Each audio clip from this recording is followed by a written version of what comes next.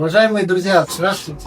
Меня зовут Альберт Андреевич, и мы сегодня запускаем рубрику «Советы врачей Национального научного медицинского центра». Мы сегодня начнем с самого главного и часто задаваемого вопроса: как вам лечь, как госпитализироваться? В этом нам поможет и расскажет Жумашев Тулан Беркович, руководитель приемного отдела, врач-кардиолог, терапевт.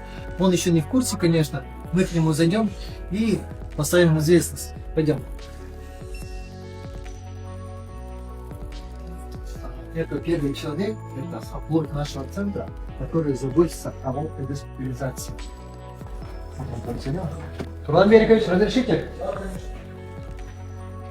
Тулан Беркович, мы сегодня снимаем так без предупреждения, запускаем рубрику «Советы врачей». Хотели задать пару вопросов по госпитализации. Я присаживаюсь, конечно. Тулан Беркович.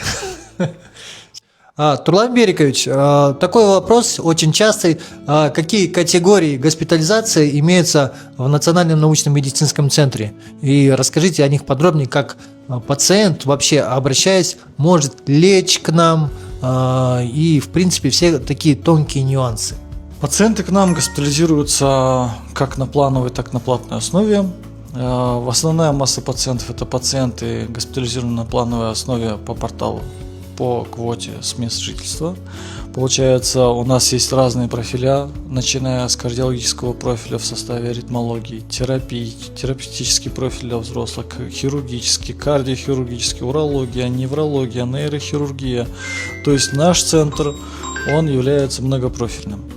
Плановые пациенты госпитализируются в течение рабочего времени, в течение дня, имеют определенные перечни обследований, перечни документации, с определенной датой госпитализации обращаются в приемный отдел, где мы их осматриваем и госпитализируем в профильный отдел.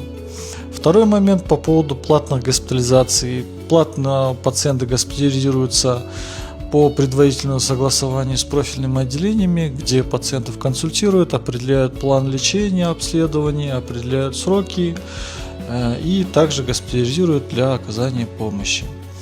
Все пациенты плановые, у нас им оказывается помощь, специализированная медицинская помощь, также высокотехнологические медицинские услуги в рамках КБМП и в системе ОСМС.